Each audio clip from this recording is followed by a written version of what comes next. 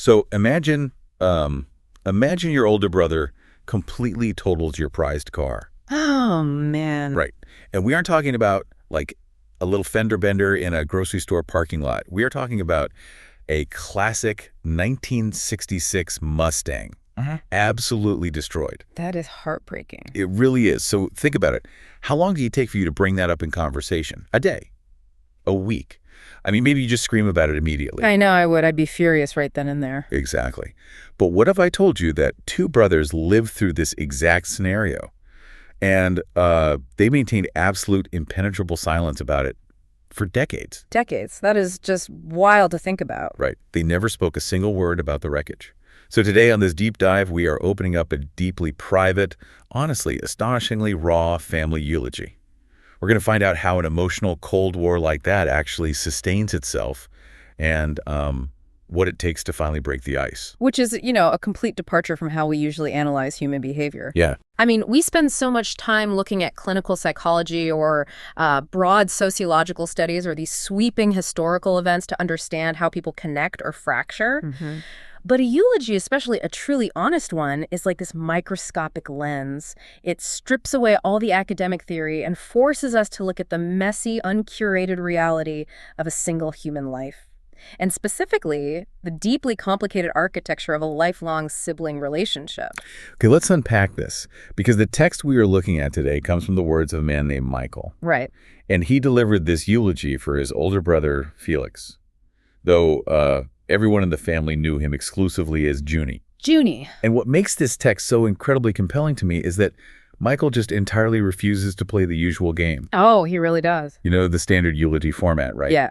It usually reads like this sanitized, heavily polished resume. Like a highlight reel. Exactly. The speaker lists the deceased's accomplishments, sands down all their rough edges, and presents this flawless mythological version of the person. But Michael doesn't do that at all. No, not even a little bit. He offers a totally vulnerable confession. I mean, he talks about love, sure, but he gives equal weight to profound regrets, bizarre misunderstandings, and the fact that he actively avoided his brother for huge, huge stretches of their lives. And the accountability in the text is striking from the very first paragraph. It really sets the tone. It does.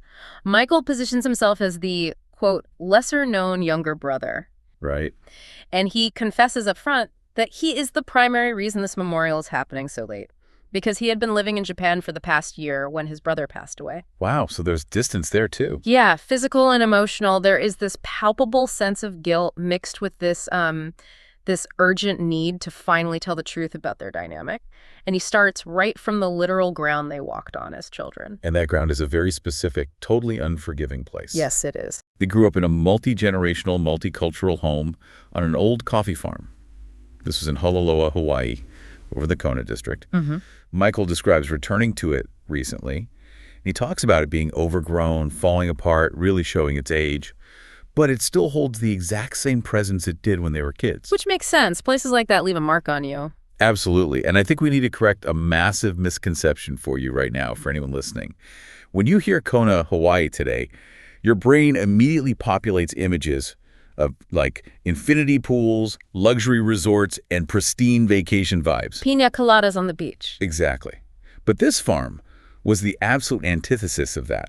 It's like they were living in a completely different century. Well, the sociological reality of mid-century Hawaii, particularly for agricultural immigrant families, is entirely divorced from the tourism brochures. It's a completely different world. Totally. We are looking at a deeply insular, physically demanding ecosystem here. Their father, Felix Sr., was Visayan. He immigrated from Cebu in the Philippines back in 1920. And just to give some context on that, the 1920s saw massive waves of Filipino laborers brought to Hawaii. The cicadas. Right, the cicadas. They were brought over to perform the absolute most grueling agricultural work on the sugar and pineapple plantations. So it was a life defined by backbreaking labor, strict hierarchies, and just basic survival. Right. And then he marries Marian, a woman of Hawaiian and Japanese descent, born right there in Kona.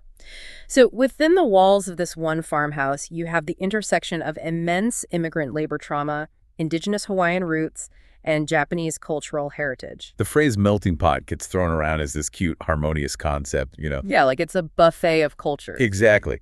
But on that farm, it was an intense fusion of disparate survival cultures just trying to coexist under one roof, and they were doing it with almost zero modern infrastructure. That's the part that really got me. I mean, Michael lists the realities of their daily existence, and it reads like a dispatch from the 1800s. So absolutely. They had no gas stoves, they had no washing machines, they had barely functioning electricity. Right. And the detail that honestly stopped me dead in my tracks, they had absolutely no indoor plumbing until 1960. 1960. I know. I mean, just think about that for a second. The rest of the United States is watching the Kennedy-Nixon debates on television. They're buying gleaming suburban appliances. The space age. Yes, entering the space age. And this family is relying on an outhouse and physically hauling water. It's just mind-blowing. The physical toll of just existing in that environment. Keeping clothes clean, preparing food without modern appliances. I mean, it consumes the vast majority of your waking hours. But wait, I have a question about that. Does mutual struggle actually build bonds, though? What do you mean? Well, there is this romanticized notion that suffering together makes families inseparable. Like, oh, we had nothing, but we had each other. Ah, right. The romanticized struggle. Yeah. But I can easily see a lack of something as basic as a toilet tearing a family apart through sheer stress. I mean, the exhaustion, the lack of privacy. How does a lack of basic modern comforts until 1960 forge the bond or the friction between brothers? Doesn't it just make everyone resentful? Well, what's fascinating here is that it forces a shared crucible, but you are absolutely right to point out that it doesn't necessarily forge emotional intimacy. Okay. What it does is forge logistical dependency. Oh, that's an interesting way to put it. Because when survival requires everyone to participate in the physical maintenance of the home, your family members aren't just your emotional support system, they are your coworkers. Ow. Yeah. And let's be honest, coworkers often harbor immense quiet resentments against each other. It can definitely relate to that. Right. Michael illustrates this perfectly when he contrasts the two defining activities of their childhood. The first activity is what he calls their happiest times. The weekends. Exactly. Weekends spent fishing and picking opihi with their parents between White Sands and Kahalu. And for those listening who aren't familiar with it, picking opihi is not a leisurely stroll on the beach. Not at all. Opihi are these small Hawaiian limpets, and they cling like concrete to the rocks right in the crash zone of the waves. It is notoriously dangerous to harvest them. Very dangerous. People get swept out all the time. Exactly. You have to time the waves, scramble on sharp, wet lava rock, pry them off, and get back before you are swept out to sea. Yet, Michael remembers this as the joyful part of their upbringing. Because despite the physical danger, the ocean represents an unmanaged, wild freedom. Yeah, that makes sense. They are out in the open air, the family is working together to conquer the elements, and there is an immediate visceral reward, gathering food directly from the ocean to eat right away. It is thrilling. It is a shared triumph over nature. Right. But then Michael immediately pivots to the shadow side of their childhood, the summers. Oh, the coffee picking. The summers were not spent at the ocean. They were spent entirely on the family farm, picking coffee to sell at the market. So you transition from the thrilling, dangerous freedom of the ocean waves to the sheer, monotonous, tedious labor of stripping coffee cherries off branches. Up in the humid hills. Yeah, up in the humid, mosquito-filled hills of Kona. Young boys who honestly should be playing or exploring are instead engaged in indentured agricultural labor for their family's economic survival. And if we connect this to the bigger picture, the psychology of this duality is really fascinating. It builds an incredible, almost unbreakable work ethic. Because you have to. Right, because you understand from a very young age that your labor is directly tied to your family's ability to eat, but it also fosters a fierce, almost rebellious appreciation for independence. When your sweat and your time are owned by the family farm, any free time you carve out becomes completely sacred. You hold on to it tightly. Exactly. You learn to fiercely guard your autonomy. You can see how an environment that demands absolute compliance in the coffee fields, but rewards fearless independence on the ocean rocks, would cultivate a profoundly complex adult. Which brings us directly to the enigma that is Junie. Yes, Junie. And I have to admit, I completely fell for a trap when I first read the source material. Michael mentions that the name Junie sounds exactly like the word for the number 12 in Japanese. Right, I noticed that too. So, knowing their mother was of Japanese descent, I instantly assumed there was some deep, poetic, cultural significance, like maybe he was a 12th grandson, or it represented some astrological cycle, The human brain desperately wants to find patterns and hidden meanings. We can't help it. Totally. But the reality is often beautifully mundane. The name had zero cultural significance. It was literally just short for Junior. Just Junior. Yeah, Michael states he never once called him Felix. He was only ever Junie. But when you look at the life Junie built, mundane is the last word you could possibly use to describe it. Oh, for sure. I mean, I'm going to list the roles Michael attributes to his brother, and I want you to tell me how a single human brain compartmentalizes all of this. Okay, lay it on me. Junie was a coffee farmer, an enthusiastic Ulua fisherman, an avid scuba and freediver, a dedicated union steward, a radio operator, a disciplined army soldier, a meticulous professional barber, and a gifted musician who played the trombone, the guitar, and the ukulele. It sounds like a human kaleidoscope. It really does. You turn him one way, he's a Jimi Hendrix listening soldier. You turn him another, he's taking in stray chickens. It reads like the manifestations of 3 entirely different personality disorders or, the ultimate Renaissance man. Right. But if you look closely, you see the tension of the coffee farm and the ocean playing out in his adult choices. Oh, how so? Well, you have the intense, highly regulated hierarchical discipline of an army soldier. That is the coffee farm. That is the need for structure, rules, and carrying your weight. Okay, I see that. But then you have the expressive, unconstrained soul of a musician playing Jimi Hendrix. That is the ocean. That is the wild freedom of the Opie haypicker. The one that really fascinates me, honestly, is the union steward. That's a really interesting one. Right. Because a union steward is the person on the shop floor who argues with management. They defend the workers. They navigate incredibly dense contracts. It requires a deep sense of justice and a willingness to step into conflict to protect people with less power. Exactly. And that aligns perfectly with a much quieter, private detail Michael shares. Junie was an animal whisperer. His home became a sanctuary for stray dogs, feral cats, and wandering chickens. The psychology of the protector is incredibly consistent here. Whether he is dealing with a multi-million-dollar corporation trying to exploit a worker or just a stray chicken wandering onto his property, Junie's core instinct is to provide sanctuary. He's looking out for the little guy. Yes, he operates as a safe harbor for the vulnerable. Yet, Michael also notes that Junie was fiercely independent. He was a nonconformist who marched to the beat of his own drum and someone who could be extremely kalahe.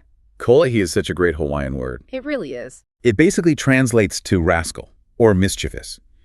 It implies someone who pushes boundaries just to see what happens. Like, he liked riddles, he bowed to no one, and he spoke his mind with absolutely zero filters. None at all. So it makes you wonder, when someone is this multifaceted, how hard is it for their own family to truly understand them? How does a highly empathetic sanctuary provider also operate as an unfiltered, boundary-pushing rascal? Because his empathy wasn't based on politeness, it was based on authenticity. Oh, interesting. People who operate without filters often do so because they find social pleasantries dishonest. They prefer the raw truth, even if it causes friction. Even if it upsets people. Exactly, and this unfiltered, raw quality extended even to his sensory preferences. Yes, the culinary detail Michael includes is so wonderfully specific. I love this part. Junie's favorite food wasn't some complex gourmet meal.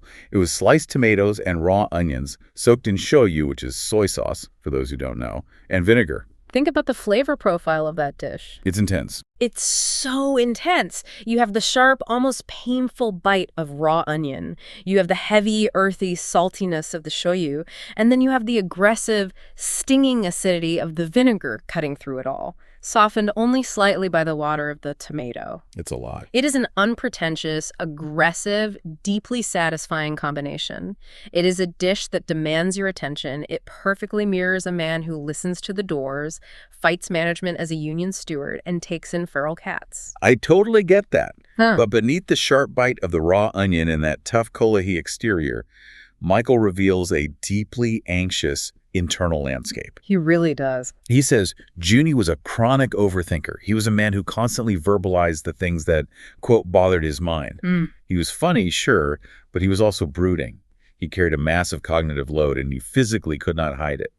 Michael says Junie would have made a terrible poker player because his eyes betrayed every single emotion he felt. You could read it right on his face. Right.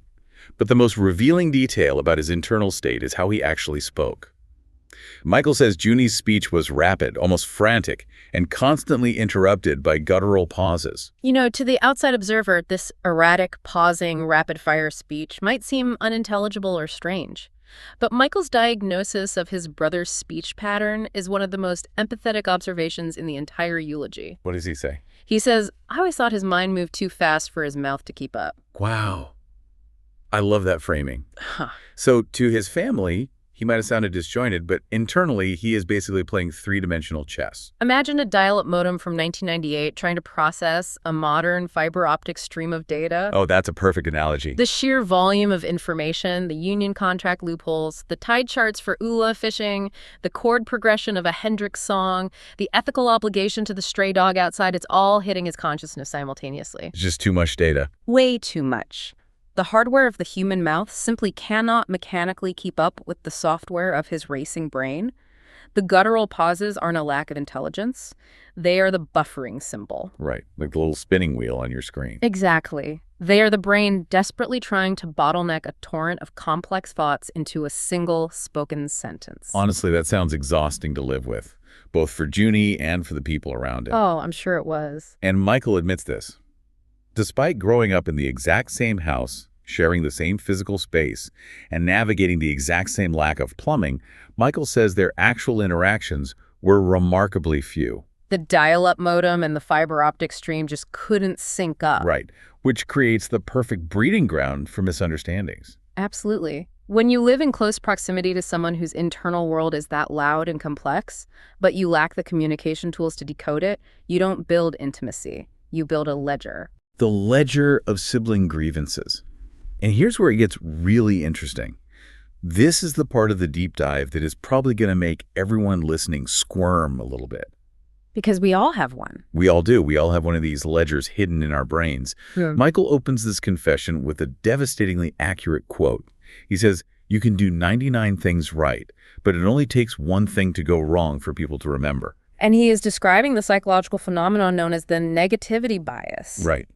From an evolutionary standpoint, the human brain is hardwired to prioritize and remember negative experiences over positive ones. Survival instinct. Exactly. If you are an early hominid, remembering the location of a beautiful, sweet berry bush is nice, but remembering the exact bushes where a saber-toothed tiger almost ate you is essential for survival. Right. You have to remember the tiger. Trauma and fear burn into the amygdala with much greater intensity than joy. So in a family system, the brain catalogs the perceived threats, the insults, the pranks, the betrayals, and it files them away in a permanent, easily accessible ledger. While the 99 moments of kindness just evaporate into the background. Poof. Gone. And Michael is brave enough to admit that for most of his life, his view of Junie was entirely dictated by this negative ledger. He lists 4 specific memories, and I want to go through them. Let's look at the first one. It's 1959. Setting the scene here. They are in their shared bedroom. The room is illuminated by a single bare light bulb hanging from a long exposed cord from the ceiling. And Junie, operating in full Callaghy older brother mode, ties the cord up so the light bulb is completely out of young Michael's reach. Such an older brother move. Oh, it gets worse. He leaves the room, locks Michael inside in the pitch black, and then sneaks outside to the window, waving a terrifying mask tied to the end of a broomstick to scare him. It is the quintessential older brother crank. To Junie, this is hilarious. He probably thought he was the genius. Exactly. It is a flex of his superiority, his cleverness, his ability to manipulate the environment. But we have to look at the mechanism of trauma here. For the younger brother, trapped in a dark room he cannot escape, unable to turn on the light, being terrorized by a disembodied face floating outside the window, this isn't a joke. It's a nightmare. It is a genuine visceral experience of utter powerlessness and terror. The intent was a playful scare. The impact was a permanent scar on the ledger. The disconnect between intent and impact is just the defining tragedy of siblinghood, isn't it? It really is. And it gets even more complicated in the second memory. It's 2 years later, 1961. Michael is playing marbles after school and things get heated. He ends up in a physical fight with another kid. Okay. Junie sees this happening, runs over, and forcibly intervenes to stop the fight. And now let's analyze this from the outside. Junie is acting out his core personality trait. He is the protector. The sanctuary provider. Yes, exactly. He sees a vulnerable person, his little brother, in a violent situation, and he steps in to neutralize the threat. It is the exact same instinct that makes him a union steward or a rescuer of stray dogs. He is doing exactly what society tells a good big brother to do. But Michael doesn't experience it as a rescue. Not at all. He remembers this incident with deep, lingering resentment. He says, "Instead of being grateful for his intervention, I was angry with him for meddling in my affairs." I call this the protection paradox. Older siblings often trade their younger siblings' autonomy for their safety. Oh, that's a great term. Junie eliminated the physical threat of the fight, but in doing so, he publicly humiliated Michael. Right, because of the schoolyard politics. Exactly. In the brutal social hierarchy of a 1961 schoolyard, a boy fighting his own battles is earning respect.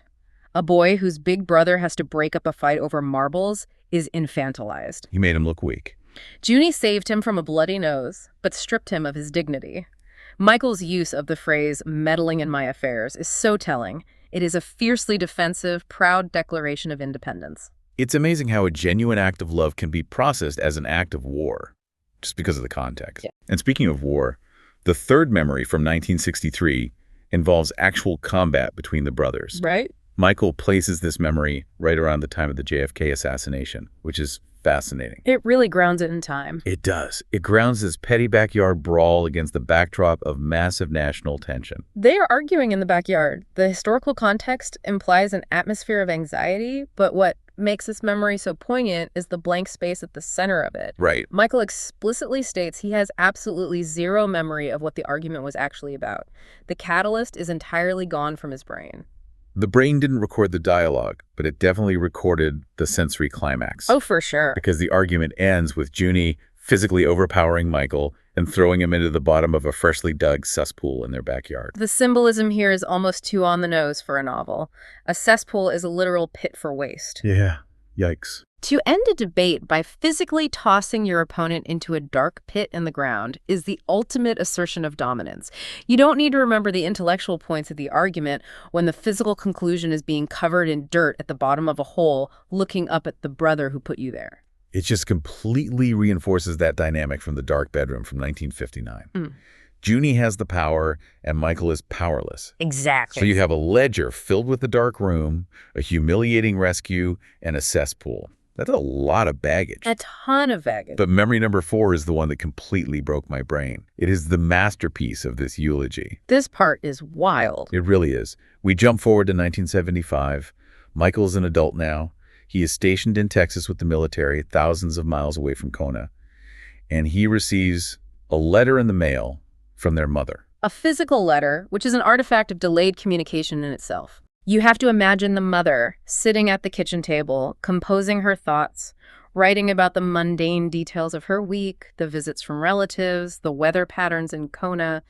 It is a slow, deliberate form of connection. And she writes this perfectly pleasant, entirely normal update. And then at the very bottom of the page, she adds a postscript, a PS. A PS. And the postscript reads, and I quote, "By the way, your brother totaled your car." The postscript is the ultimate weapon of passive communication. It really is. It is designed to look like an afterthought, a minor detail that almost slipped the writer's mind.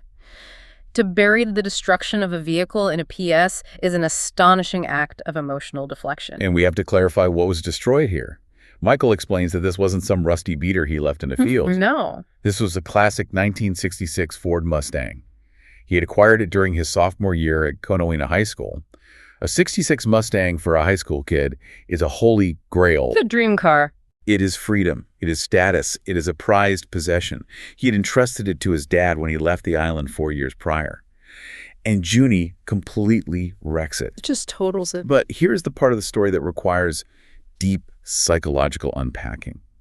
Michael reveals that from the moment he read that letter in 1975 to the day Junie died, decades later, they never once spoke about the Mustang. Not once. Not a single word. How does a family completely avoid talking about a total Mustang for decades? It's the ultimate elephant in the room. Does silence become a defense mechanism for brothers who don't know how to communicate? How does an emotional Cold War like that actually sustain itself for decades without someone cracking? Because cracking means addressing the cesspool. Right. It means addressing the dark room with the light bulb. The Mustang isn't just a piece of machinery. It is the physical, undeniable manifestation of the entire sibling ledger. Wow. To bring up the Mustang is to initiate a conversation about respect, boundaries, carelessness, and decades of accumulated hurt. They simply did not possess the emotional vocabulary required to navigate a conflict of that magnitude. It's like staring at an unexploded bomb in your living room Yeah. and deciding to walk around it for 40 years because neither of you knows how to defuse it. Precisely. The silence is a protective mechanism. It is an agreement, a treaty. If we don't talk about the Mustang, we don't have to talk about how much we have failed each other as brothers. So sad. The avoidance becomes the architecture of their relationship. They build a concrete wall out of silence, and they live on opposite sides of it. And Michael states that this wall stood firm for an incredibly long time. He notes that he was 30 years old before he and Junie had their first serious conversation. 30 years old. Think about that. You share a womb, you share a bedroom, you share a childhood, and it takes 3 decades to actually speak to each other with any kind of depth. Which brings us to the pivotal year of 1983. The setting here is their parents' 50th wedding anniversary. A golden anniversary. A huge deal in any family. Massive. The entire extended family is likely there. It's a milestone event, practically dripping with mortality, nostalgia, and the passage of time. The air is thick with the weight of family history. Right. And Junie, who hasn't spoken a word of substance to Michael in decades, turns to his 30-year-old brother and bypasses all small talk, ignores the weather, ignores the party, and drops an absolute sledgehammer of an icebreaker. Junie asks, "So what do you think about Jesus?" I physically gasped when I read that. It's jarring. You have a guy who totaled your classic Mustang 8 years ago, who you haven't truly engaged with since he threw you in a cesspool 20 years ago. And his opening gambit is the most complex, existential, polarizing question in the history of human language. But, it is a masterstroke of psychological self-preservation. Oh, really? How so? Think about it. When you need to bridge a massive, terrifying emotional chasm with an estranged family member, you cannot start with the personal ledger. If Junie had said, "So, about that Mustang," the defensive walls would have shot up instantly. The grievance is too localized, too full of shame and blame. But theology, spirituality, the nature of a supreme being, that is a massive neutral canvas. Oh, it's a proxy conversation. Exactly. It's safer to talk about universal salvation than a wrecked car because Jesus isn't on the sibling ledger. Yes, it allows them to discuss morality, failure, and redemption in the abstract without having to litigate their specific personal failures.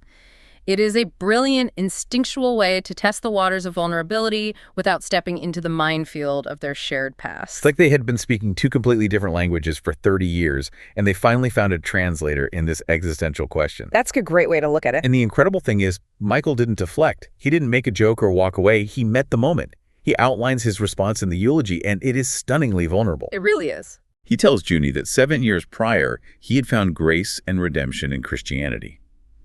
But the key to this interaction isn't that he preached at his brother. He didn't position himself as having all the answers. Instead, he confessed his own massive insecurities. Michael explains that he had previously walked away from the church because he felt the weight of religious expectation was crushing him. Right. He was operating under a performance-based theology, believing he had to earn God's love through perfect behavior. And because he knew he was flawed, he felt fundamentally inadequate. He felt he could never measure up to what a holy God demanded, so he just quit trudging. He admitted his own profound sense of failure to the brother who used to bully him.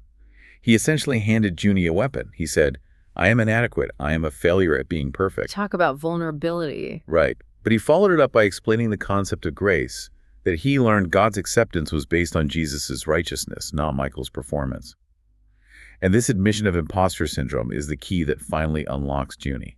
Because Junie was carrying the exact same psychological burden, just in a different context. Wow. Hearing his younger brother admit to feeling inadequate gave Junie the psychological safety to confess his own terrifying inadequacy. Junie admits that he is deeply concerned about his family's spiritual well-being, but the real confession is that he feels completely incapable of modeling faith for them. The facade finally drops. The tough, Fearless Union steward, the fiercely independent Army soldier, the guy who bows to no one, admits that he feels like an absolute fraud as a spiritual leader for his own family. Yep. The imposter syndrome is the bridge between them. They're both terrified of not measuring up. This is the moment the emotional Cold War ends. The ledger isn't necessarily erased, but it is rendered irrelevant in the face of the shared, profound human vulnerability. Michael writes, "In the end, the simple conversation brought an end to the long silence that had existed between us." It proves that it's never too late to have a first serious conversation with someone you've known your whole life. And Michael does something so tangible to seal this new treaty. He gives Junie a Bible. Right. He doesn't demand Junie join a church or follow a specific set of rules. He just hands him the text so Junie can explore it on his own terms, respecting the fierce independence that has defined Junie's entire life. Which is very fitting. It's a beautiful moment of resolution. Yeah. But Michael's eulogy refuses to be a Hollywood movie. It refuses to end on a tidy, perfect note where they become best friends who talk every day. Because that is not how adult relationships work. Right. Especially when the geographical and lifestyle gaps are so vast. The breakthrough in 1983 opened a door, but it didn't alter the logistical reality of their lives. No, it didn't. Michael admits that over the next several decades, their interactions were mostly limited to exchanging Christmas cards and birthday greetings. Pretty standard stuff. Yeah. They would see each other during Michael's infrequent visits back to Kona and Hilo. The inertia of their separate adult lives took over. But then Michael focuses on a specific phone call from roughly 5 years ago, which would be around 2019. Junie initiated the call from Hawaii. Michael describes it as a long, rambling conversation. They talked about estate planning, they reminisced about the family, they discussed the logistics of life. And then Michael uses a phrase that I think is the most devastatingly relatable sequence of words in the entire eulogy. He says, "It was the kind of conversation where you talk around things and not about things." Talking around things, it perfectly captures the tragic, hesitant dance of adult estrangement. It really does. Both men are holding the phone. Both men are vibrating with the underlying desire to connect, to feel tethered to their bloodline. But the emotional terrain of directly stating, "I love you," or "I'm scared of dying," or "I miss our childhood," is still too intimidating. So they use logistics as a shield. Why do we do this? It is the universal tragedy of adult siblings. We are desperate for connection, but we talk about estate planning instead of our feelings. Why is it so terrifying to just tell our family who we are? Because the people who have known you the longest are the ones who hold the most rigid templates of your identity. Oh, that makes so much sense. Right. To Michael, Junie is still the guy who locked him in a dark room. To Junie, Michael is still the kid crying over a marble fight. To show your family who you truly are now requires you to shatter that historical template. And that's scary. Very. And shattering that template risks rejection from the very tribe that is supposed to be your foundation. It is safer to talk about estate planning because estate planning doesn't threaten the established family dynamic. But the desire for connection leaks out anyway.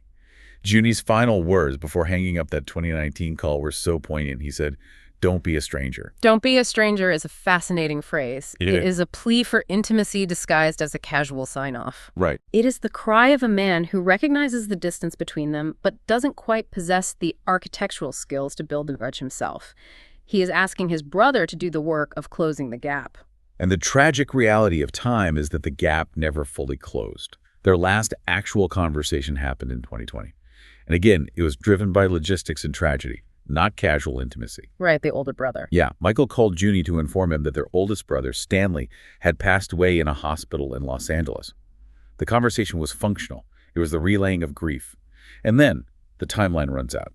Over a year passes after Junie's death, bringing us to the context of this delayed celebration of life. And this is where the narrative loop that Michael started in 1983 finally closes. The payoff. Pamela, who is Junie's favorite and only daughter, was the one who cared for him in his final days and organized this gathering.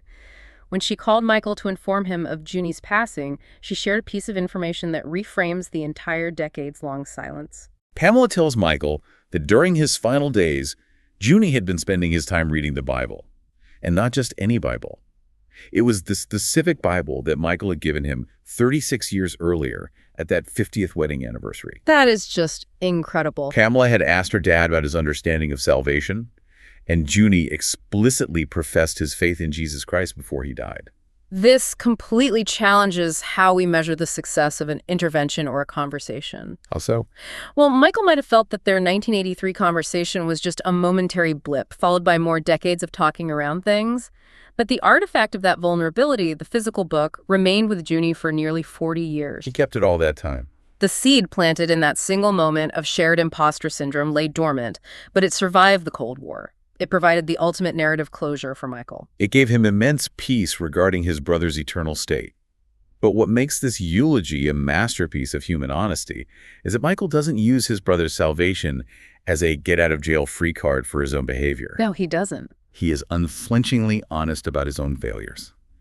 He lists two very specific, crushing regrets. His first regret requires a deep understanding of family systems theory. He says, first, that I never let him be my big brother. I never treated him with the respect that he deserved. Wait, let's stop and connect the dots here. He is talking directly about the marble fight from 1961. Yes, he is. Junie intervened to save him, to be the protective big brother. But Michael's ego, his need for autonomy, caused him to aggressively reject that intervention. He was angry at him for meddling. Michael realizes now, decades too late, that by fiercely defending his own independence, he actively sabotaged the relationship. Exactly. This raises an important question about the roles we lock our family members into. We often complain that our family members don't love us the way we want them to. Sure. But we rarely examine how aggressively we reject the love they do offer, simply because it isn't packaged perfectly. Junie was trying to offer love through protection.